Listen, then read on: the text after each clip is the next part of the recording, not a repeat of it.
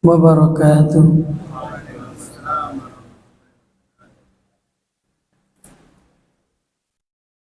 Alhamdulillahirabbil alamin. Wassalatu wassalamu ala asrafil anbiya wal mursalin wa ala alihi wa sahbihi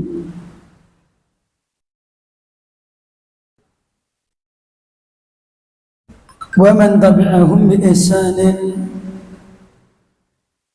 ila yaumiddin. Asyhadu an la ilaha illallah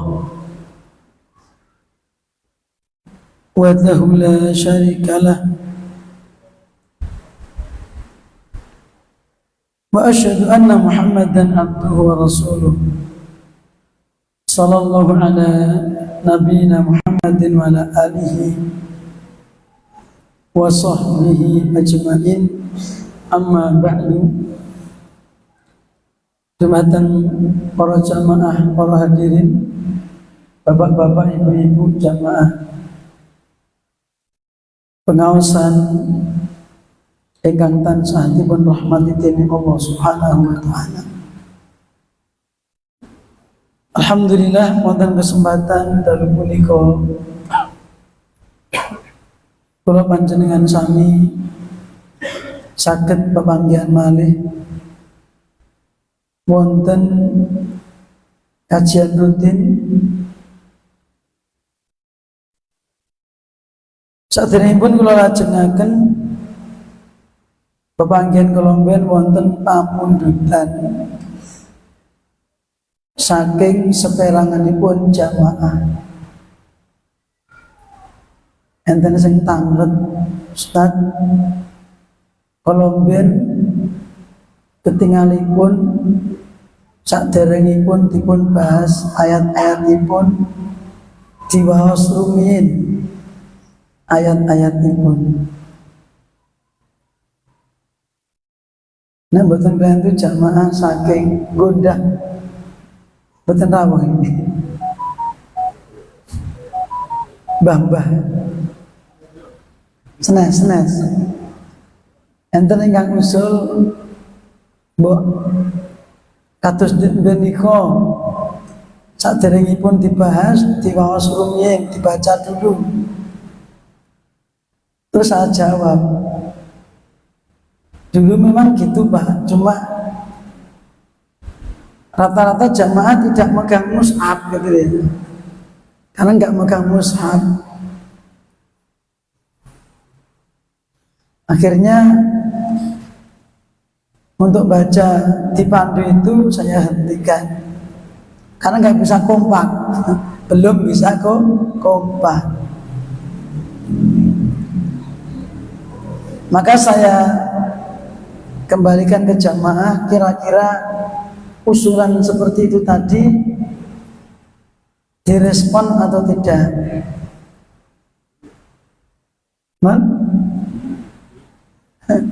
Nggih lah wong Sukoharjo. Wong mriki kok.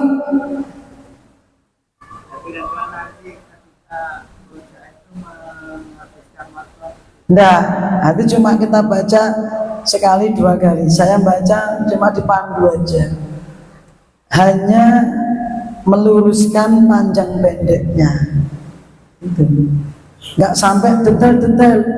Nanti kalau detail di sini ya nggak jadi kajian, nanti ada ustadznya sendiri ya, imamnya di sini kalau ingin detail sama beliau. Jadi saya cuma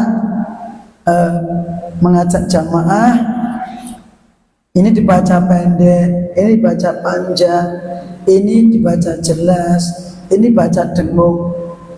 Jarang menerangkan tentang hukumnya, walaupun kadang disinggung. Ini ikhfa, ini idhar, ini ikhfa safawi misalnya. Tapi secara global saja. Kalau hal itu dirasa baik, maka saya juga ada permintaan. Jadi kalau seperti itu nanti jamaah semua siap megang mushaf, gitu loh, nyekel mushaf, gitu. Nggak cuma dengerin tok. Jadi tahu oh ini diwaca pendek gitu. Oh ini tandanya ini panjangnya 5 harokat, 6 harokat misalnya. Sehingga nanti ke rumah bisa dimurojaah atau diulang lagi. Itu inginan saya. Ya. Soalnya tidak cuma saya baca jenengan neroke nggak bisa kompak di bulan beleni jangan kudu ditawa diwaca pendek.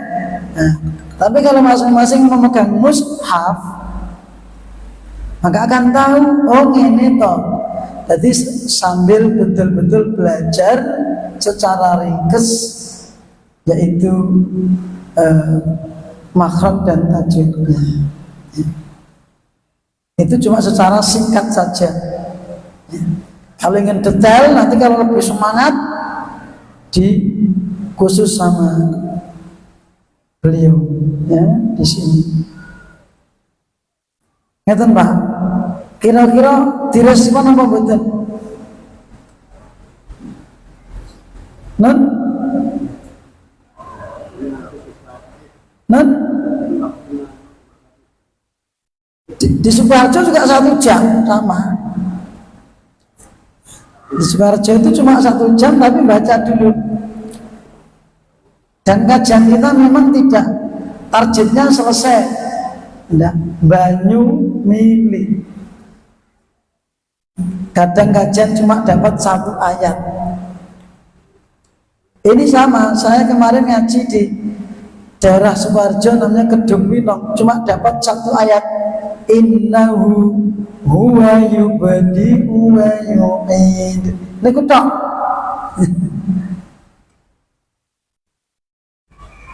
Ya nanti sambil jalan besok kita praktekkan. Untuk sekarang mungkin belum karena saya agak serak. Nanti kehabisan suara harus cepat gini 2 botol. Bapak Ibu para jamaah, kita akan masuk pembahasan ayat yang ke-12 11 ayat surat Al-Buruj.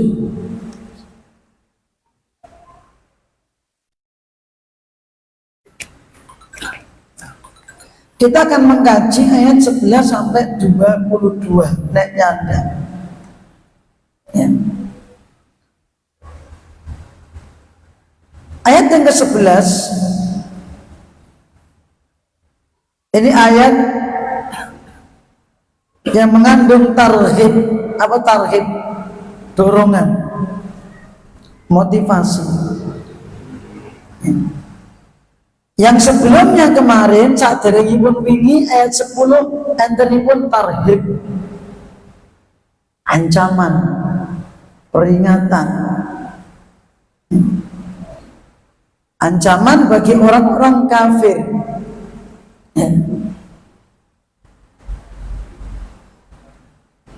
Itu orang yang menyiksa orang-orang yang beriman. Akan diancam neraka jahanam. Nah, ayat yang ke-11 ini akan menjelaskan kondisi orang-orang yang beriman, termasuk orang yang disiksa tadi. Dia disiksa, dia dibunuh, tapi iman. Orang yang menyiksa, orang yang kuat, orang yang menindas, tapi kafir.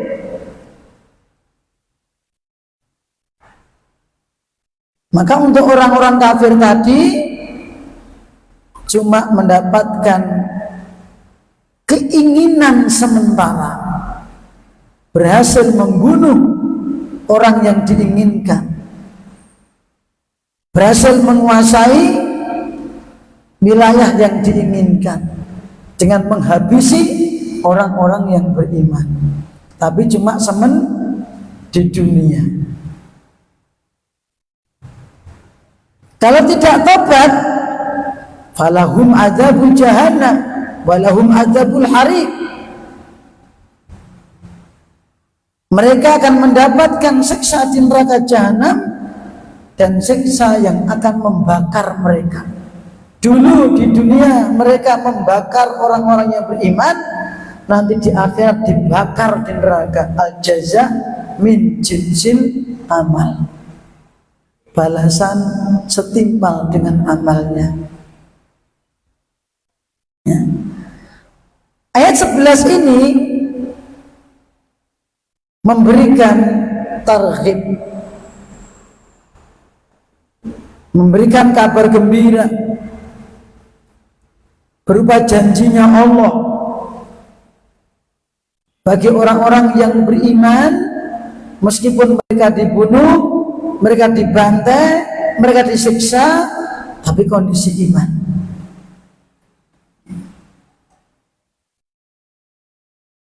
Bagaimana penjelasannya? Mari disimak. Allah berfirman dalam ayat yang ke-11, innal ladzina amanu, sesungguhnya orang-orang yang beriman,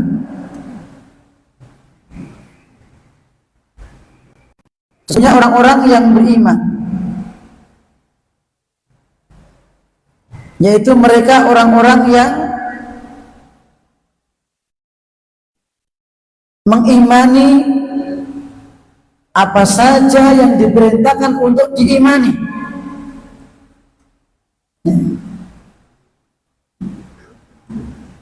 Jujur dalam hatinya.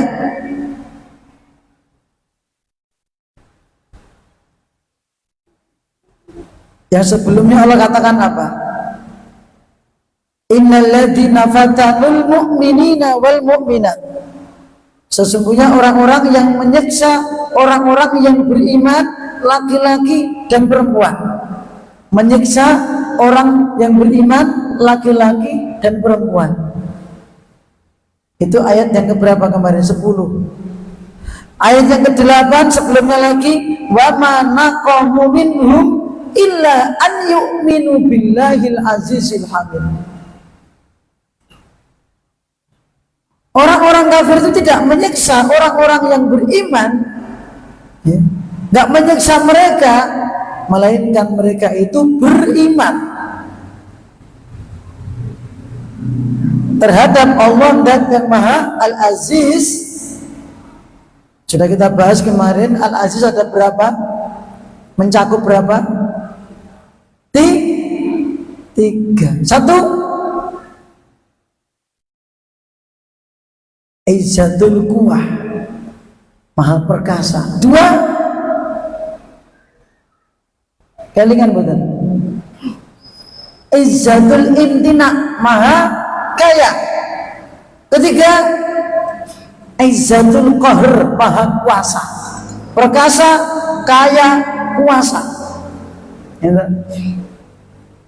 Loh, Allah perkasa, kenapa nggak menolong orang yang beriman, Ustaz?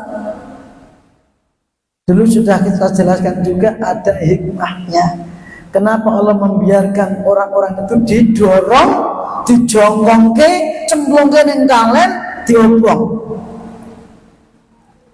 Padahal Allah Al-Aziz. Kalau Allah mencegah mereka kun fayakun, nggak terbakar. Seperti Nabi Ibrahim alaihissalam memerintahkan api, ya naru kuni bardan wa salaman ala Ibrahim. Tetapi Allah membiarkan karena ada hikmah. 1, merujaan. 1, menguji kesabaran mereka. 2, mengangkat derajat mereka di sisi. 3, sebagai pelajaran untuk orang-orang setelahnya. Nih tak? 1, menguji kesabaran mereka. Terus Bapak Ibu, awake dhewe ngaku iman iki diuji.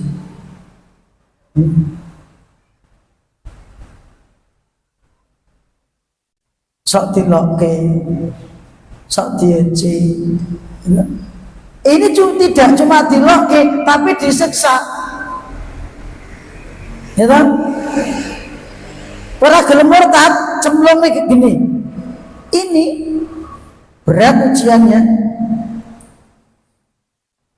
Maka Bapak Ibu, ujian keimanan buat kita itu enggak sebanding dengan ujian keimanan orang-orang terdahulu. Disigar sirai ngantek selangkangan berak digergaji boten purun murtad. Coba ya. Nek awake dhewe preso ngoplok begelem murtad ora bleh gitu. Ora ngoplok niku Pak. Pangapunten mana gitu. Itulah kekuatan iman orang terdahulu. Oleh karena itu, agar tidak sedih, Allah memberikan janji. Inna sesungguhnya alladzina orang-orang yang amanu beriman kepada Allah dan beriman kepada apapun yang diperintahkan untuk diimani. Wa amilu sholihat, dan mereka mengerjakan amal soleh. Orang-orang yang beriman dan beramal soleh. Bapak Ibu para jamaah yang dipun rahmati Allah,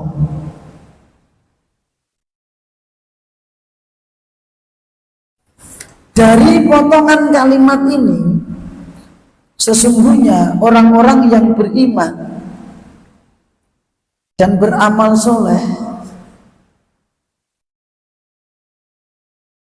lahum jannatun tajri min tahtihal anhar. Khusus bagi mereka, lahum itu maknanya khosatun lahum, khusus untuk mereka, khusus untuk mereka akan diberi jannat, surga. Tidak untuk yang lainnya Pak. Ingat, khusus untuk mereka diberi surga. Siapa mereka? Orang-orang yang beriman dan beramal soleh. Selain orang ini gak diberi surga. Yang boten iman, boten badhe pikantuk surga. Tiang aku iman yang boten kersa ngamal soleh, terhalang dari surga. Tiang ngamal soleh yang boten iman, dia juga tergolong ashabul shimal. Walaupun sosialnya tinggi, amal solehnya banyak, tetapi tidak beriman. Innalladzina kafaru bi ayatina ulaika hum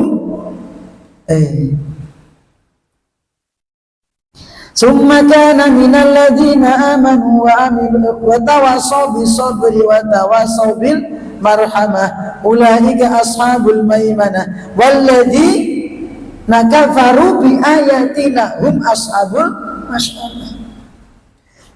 Yang sebelumnya Allah menyebutkan amaliyah ini sudah kita bahas dalam surat Al-Balad. Orang yang menyantuni fakir miskin, membantu orang kelaparan, menyantuni anak yatim, ya toh? Membebaskan budak. Terus mereka beriman, dia akan masuk kepada golongan kanan. Tetapi orang yang menyantuni fakir miskin, anak yatim, membebaskan budak, memberi makan ketika kelaparan, dia nggak beriman. Apa kata Allah? Hum ashabul masyamah. Dia digolongkan golongan kiri. bahwa nanti di akhirat akan menerima catatan amal perbuatan dengan tangan kiri meskipun dia beramal soleh.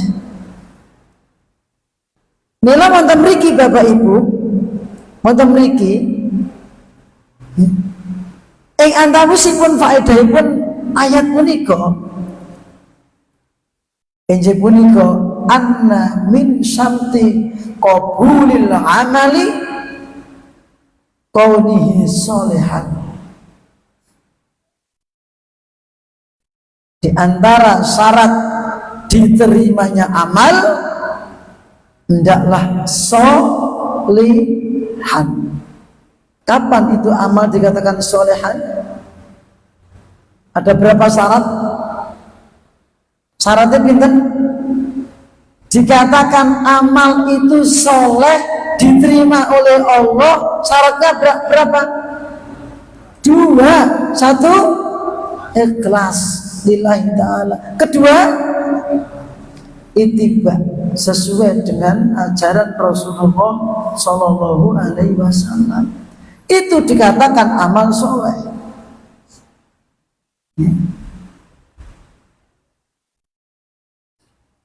Dari penggalan ayat ke-11 tadi itu kurang lebih ada 6 faedah. Yang pertama, jama'al Qur'anu al-Karimu baina targhibi wal tarhib wal wa'di wal wa'id. Al-Quran menggabungkan antara tarhib dan tarhib, motivasi, dorongan, dan peringatan serta ancaman. Mula ayat 10 kali 11, 10 niku ancaman peringatan, 11 niku motivasi. Ayat 10 ancaman kagem yang kafir, orang yang zalim, orang yang menyiksa orang yang beriman, diancam neraka jahanam. Sehingga ini menuntut untuk mencegah dan juga kafir gitu. Sementara ayat yang ke-11 ada targhib, punya pengen surga dan dia wong iman lan ngamal soleh. Ngeten lho. Kowe pengen surga, pengen no iman amal soleh. Kuwi syarate. Yang kedua, annal imana qaulun wa amalun wa i'tiqadun. Sesungguhnya yang namanya iman itu ingkang dipun wastani iman niku cakupannya meliputi ucapan. Jadi ucapan sing apik niku bagian iman. Loro amalan. Jadi iman itu mboten ngomong kok aku iman. Mboten namung ucapan syahadat kok, tapi juga mengamalkan. Yang ketiga, wa'tiqadun, keyakinan. Jadi meliputi napa sing diyakini wonten jero ati, napa sing diucapke, napa sing diamalke. Jadi iman mboten namung yakin tok. Aku ya yakin Mas. Aku iman Mas, aku yakin. Atus kula wau kula muter perjalanan sak mobil kali rencang. Terus enten tiyang menika ngaku wedi karo Allah. Ning mboten purun tunduk kali Allah. Ngoten lho. Jadi rasa takutnya itu enggak berguna. Jadi ngaku dia takut kepada Allah, tapi dia tidak sholat. Dia tidak beribadah kepada Allah, tapi juga takut akan siksanya. Pripun niku, Pak? Karena dia yakin ten alam niki enten sing ngatur sing nyiptake jenenge Allah, ya kan? Dia melihat tanda-tanda kekuasaan Allah, adanya bencana, musibah itu sudah mengerikan. Tapi dia nggak mau tunduk kepada syariatnya. Ada seperti itu. Enten boten? Banyak sekali. Maka iman itu tidak cukup dalam hati, nggak cukup pada lisan, nggak cukup perbuatan toh. Maka di surat Al-Balad tadi orang yang amalannya banyak, amal solehnya banyak, tetapi tidak didasari dengan keimanan, mesti cepat itu nih. Berarti punya tondo-tondo. Berarti ini entek, Mas. Jadi di dalam surat Al-Balad yang tadi saya sampaikan, orang itu amalnya banyak, amal solehnya banyak, tetapi tidak dilandasi dengan keimanan, maka dia belum termasuk orang yang sukses, yang selamat. Itu yang kedua. Yang ketiga, tadi sudah kita bahas, anna min syarti qabulil amali kaunuhu sholihan. Sesungguhnya di antara syarat diterimanya amal, bahwa kondisinya soleh. Amal niku syarate soleh. Lah, amal ingkang soleh ini berarti syarat cacahe kalih, kudu ikhlas. Ngaji ya ikhlas. Mboten krono perke. Salat ya ikhlas lillahi taala. Infak, sedekah ikhlas. Memberi santunan ikhlas karena Allah, bukan karena yang lainnya. Innama nut'imukum liwajhillah la nuridu minkum jazaa'an wala syukura. Ya. Sesungguhnya kami memberi makan kepada kalian itu tujuannya adalah satu, ya, hanya mencari wajahnya Allah. Kami ketika memberi makan kepada kamu tidak ada tendensi satu supaya engkau balas budi kepadaku, enggak. Dua, juga tidak mengharapkan terima kasih darimu, enggak. Mbok ngucape matur nuwun apa ora karepmu. Itu Pak, contoh. Innama nut'imukum liwajhillah. Kami ini memberikan makan kepada kalian semata-mata dalam rangka mencari wajahnya Allah. Ikhlas. Jadi ikhlas itu saya ibaratkan seperti pelunglap. Atas pelunglap. Wong BAB pelunglap. Mboten digoleki neh. Nggih. Losdol. Nggih. Dadi mboten usah dieling-eling, mboten usah diitung-itung. Aku wis tau kaya kowe ping pira. Gitu. Kowe kapan kaya aku genti? Bukan itu tujuannya. Ya. Tetapi ketika seseorang ingin memberi atau memberi orang lain, tidak ada tendensi kecuali mencari ridhonya Allah. Pahalanya, surganya Allah. Itu yang ketiga. Yang keempat, masih dalam ayat yang ke-11. Izamu ma a'adahu Allah azza wa jalla minas sawabi lil mu'minin minal jannati wal anhari wal fawzil kabir. Nomor 4, besarnya apa yang dijanjikan Allah, besarnya apa-apa yang dijanjikan Allah kepada orang-orang yang beriman. Besarnya apa-apa yang dijanjikan Allah untuk orang-orang yang beriman. Artinya beriman ketika di dunia, yaitu akan disediakan surga,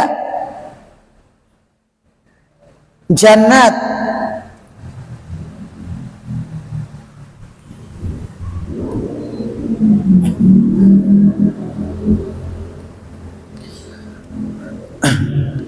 badhe dipun cawisi surga. Surga ingkang mili wonten ngandhapipun punika kali. Kali, Pak. Kali napa niku? Ten surga mboten enten kali butek, kali reget. Ning lepen injih punika wonten surga kados ingkang kasebat wonten surat Muhammad ayat yang ke-15. Masalul jannati allati wu'idal muttaqun, perumpamaan surga yang dijanjikan Allah untuk orang yang bertakwa, untuk orang yang beriman. Satu, fiha, di dalam surga, anharum mimma'in ghairi asin, terdapat sungai yang airnya jernih, seger, tidak payah sama sekali. Dunia mboten enten. Orang meminumnya akan seger. Yang kedua, wa anharun, napa meneh? Min ladanin lam yataghayyar ta'mu. Enten lepen susu. Kali susu. Susune mboten kados susu wonten donya. Susune mboten malih dadi kecut. Seger nikmat. Sungai susu. Tidak cuma tembung mawon kolam susu, tapi sungai susu. Yang ketiga, wa anharun min khamrin ladzatin lisyaribin, sungai khamr. Dan khamr ini sangat lezat, nikmat bagi orang yang meminumnya. Berbeda dengan khamr di dunia, bikin pusing, mabuk, muntah, nguyuh. Niku ciri khamr donya. Mabuk, pusing, muntah, nguyuh. Mula wong mendem niku ya sak nggon-nggon. Itu Pak. Nglenyek. Itu. Niku. Ning kula mboten nate mendem lho, Pak. Jarene wong sing tau mendem niku lho.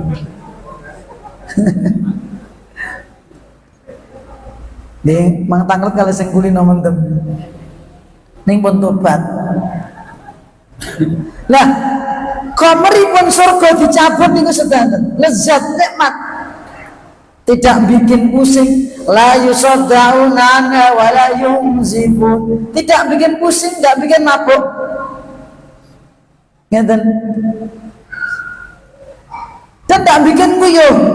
Di surga, penduduk surga tidak akan kencing, tidak akan berak. Yang keempat, sungai wa anharun min asalim musaffa, sungai madu yang murni, tidak butuh tawon. Dan sungai-sungai itu mengalir, tidak menimbulkan banjir. Ya. Seperti perkataan Ibnu Qayyim, wahya tajri bighairi ukhdudin, sungai itu mengalir tanpa butuh kalen. Maka enggak seperti di dunia. Nek ten donya niku kaline milih cara yang terendah sing joglangan. Tapi nek kaline surga sakarepe sak kersane penduduk surga. Nggih. Sing dipingini kali sing piye? Mengke teko dhewe, mengke milih dhewe. Masyaallah. Nembe krentek men keturutan. Walakum fiha ma tashtahi anfusukum walakum fiha ma tad'un. Di surga itu engkau mendapatkan apa saja yang kamu inginkan sing mbok krentekne keturutan. Nggih. Nek tentunya mboten, Pak. Jenengan ajeng bayangke sate. Napa teko dhewe celing ngeten? Ndak.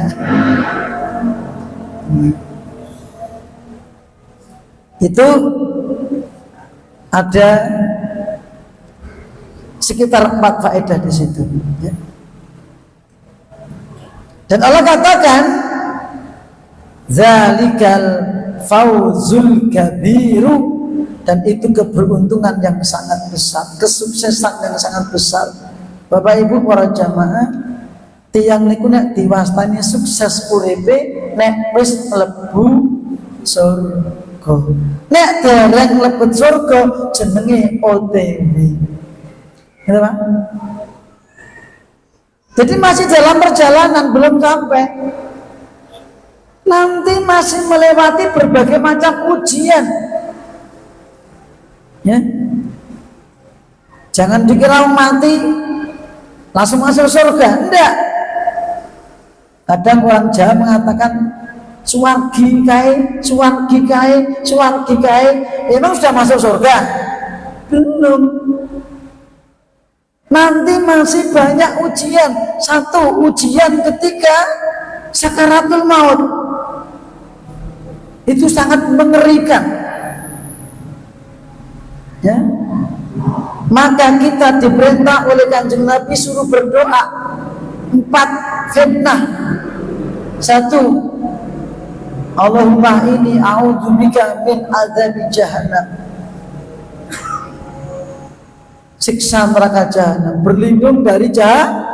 Yang kedua, wa min adzabil qabri, siksa di alam kubur. Yang ketiga, wa min fitnatil mahya wal mamat, fitnah ketika hidup, termasuk fitnah agama ini. Fitnah agama yang dilakukan ashabul ukhdud, innal ladzina fatanul mu'minina wal mu'minat, sesungguhnya orang-orang yang memfitnah, fitnah dalam agama, mengajak murtad, itu fitnah terbesar. Ketika digabungkan dengan penyiksaan, maka lebih besar lagi. Plus ngajak murtad plus nyiksa,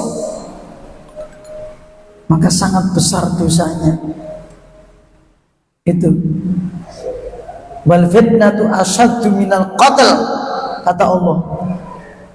Dan fitnah itu artinya fitnatu fiddin, fitnah dalam agama, mengajak orang musyrik murtad, itu lebih besar daripada dosa pembunuhan.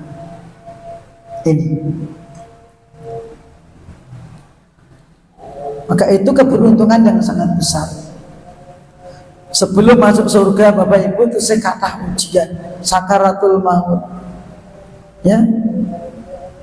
Yang kedua, ketika di alam kubur, nanti masih ada ujian. Ditanya al-usulu salasah, 3 landasan utama dalam Islam. Siji, dipun tangleti man rabbuka, sapa pengiranmu, sapa sesembahanmu dhisik ning alam dunya. Dhisik nalikane awakmu ning alam dunya sing mbok sembahi sapa? Patung, kayu, watu, jemit, iblis,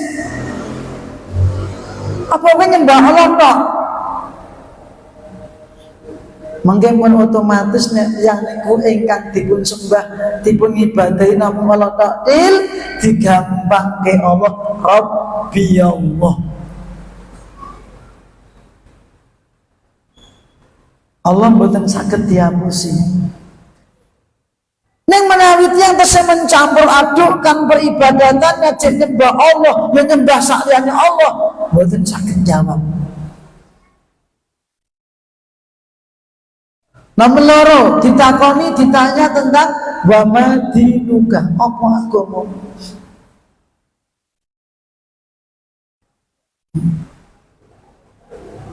Engkang saged jawab namung jawabannya setunggal wadiniyal Islam niku tok. Masing-masing pertanyaan niku jawabannya mung siji. Enggak ada kemungkinan lain. Cuma satu. Allah sesembahanku, Islam agamaku. Nomor 3, wa man nabiyuka, sapa nabimu? Jawabannya mung siji, Muhammad sallallahu alaihi wasallam. Nyata. Nanti ujian di padang mahsyar berupa menerima catatan amal perbuatan. Kira-kira awake selamat napa mboten? Kalebet tiyang sing nampi catatan amal punika dipun tampi kanthi asta tengen apa tangan kiwa? Ya. Ini engko tak gampang mas, engko tak telikung, tak saute tangan-tangan, tidak bisa. Itu sudah otomatis nanti. Dan itu berkaitan dengan keimanan dan amal soleh yang dikerjakan di dunia. Nanti ada penimbangan amal, ditimbang kira-kira abot sing apik apa abot sing elek. Faman sakulat mawazinu fahuwa fi 'ishatir radiyah wa amma man khaffat mawazinu fa ummuhu hawiyah. Wong sing abot timbangane kebecikane bakal manggon ana papan sing nyenengke ning surga. Tapi nek tiyang punika abot sing elek fa ummuhu hawiyah wa ma adraka ma hiya narun hamiyah, neraka yang panas. Nanti masih ada ujian lagi yang namanya nyebrang sirat, nyebrang jembatan, ngisore neraka jahanam. Ngeri Pak. Awake dhewe klebu wong sing iman, wong sing apa, wong sing munafik. Nek wong munafik Pak, mengke dipun paringi cahya arep nyebrang. Bar niku cahyanipun dijaluk karo Allah, peteng tak pet. Sehingga mboten ngerti dalan nyebrange nang ndi, akhire nyemplung neraka. Tapi menawi tiyang iman, innalladzina amanu wa amilus sholihat, benar-benar seperti yang Allah sebutkan dalam surat Al-Hadid ayat yang ke-12. Yauma taral mu'minina wal mu'minati yas'a nuruhum baina aydihim wa bi aymanihim busyrakumul yawma jannatun tajri min tahtihal anharu khalidina fiha fadzalika huwal fadlul kabir. Hari ketika engkau akan melihat orang-orang yang beriman, laki-laki perempuan, cahayanya menerangi di depannya, di samping kanannya, terus diberi kabar gembira, busro kumul yaum, hari ini engkau telah bergembira, mendapatkan kegembiraan dengan masuk ke dalam surga yang mengalir di bawahnya sungai-sungai kekal selama-lamanya. Itulah karunia yang sangat besar. Kalau orang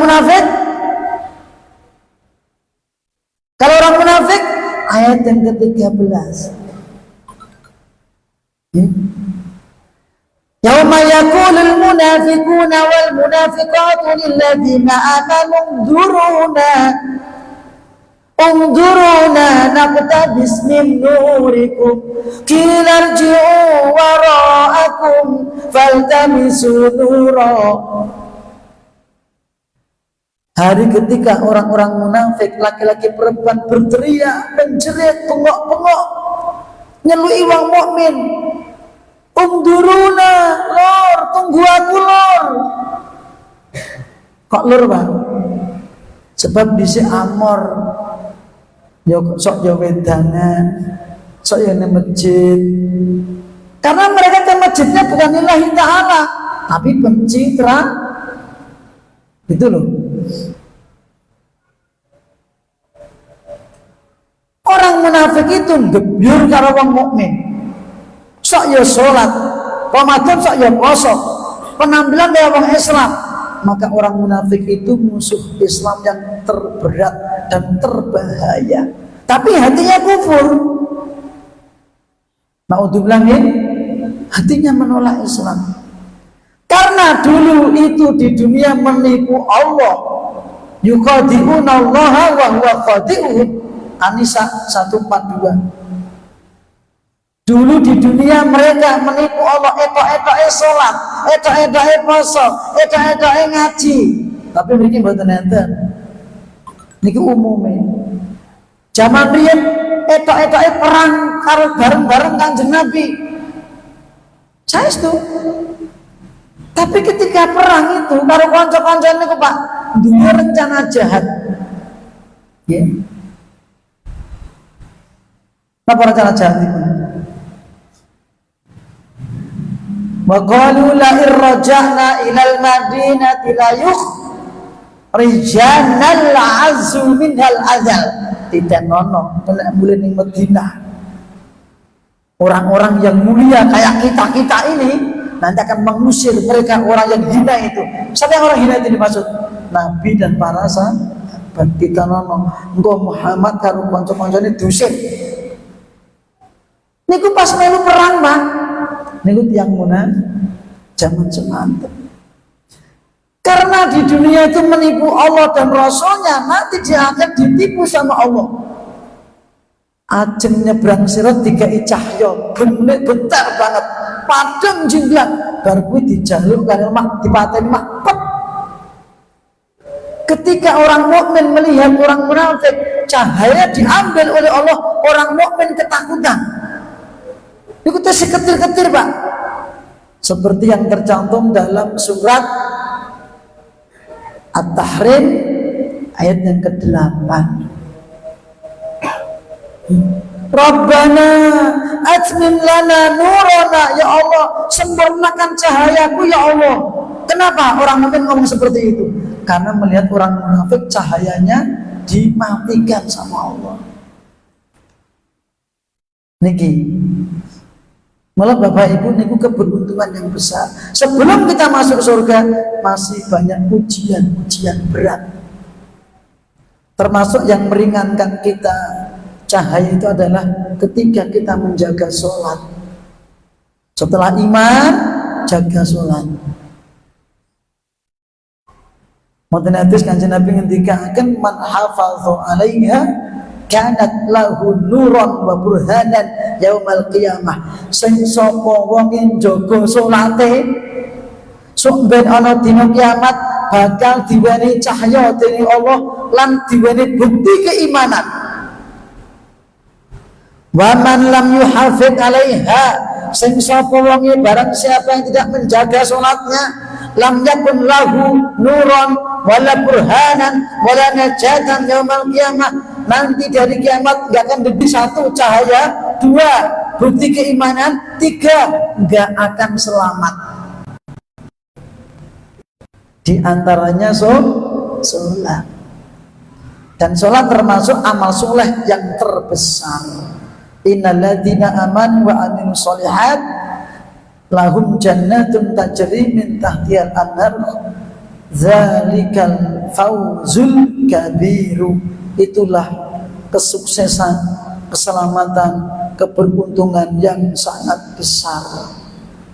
Wong dagang badi pun seneng, wong tani mboten rugi pun seneng, Dadi nelayan untuk tangkepan ikan akeh ya seneng. Wong ternak babi ya seneng. Senangan terbesar kalau sudah masuk ke dalam surga. Kalau belum, itu hanya kesenangan semu dan sementara. Bapak Ibu para jamaah, kapeksa namung setunggal ayat ingkang kita kaji. Okay? Selanjutnya kita akan mengkaji berikutnya ayat yang ke-12. Inna baqo syarab bikala syadid, dan seterusnya nanti ada termasuk akidah al-sunnah wal jamaah tentang arsy, ya. Maka insya Allah pertemuan akan datang, itu akad pertama, akad keempat karena diisi yang lainnya. Dan insya Allah kita akan memulai, kita coba kembali nanti dengan membaca, yaitu saya membaca rumin, maos rumin, jenengan neroke, neng, jadi ku jenengan nyepeng ngasto mushaf, okay? Nyawang mushaf, ampun merungokne tok, tapi maos mushaf. Aku wis tuwai mas, aku insya Allah inat gue maca Al-Quran digampangnya kali Allah. Orang baca Al-Quran gak kenal umur, walaqad yassarnal Qur'ana lidzikri fahal mim muddakir.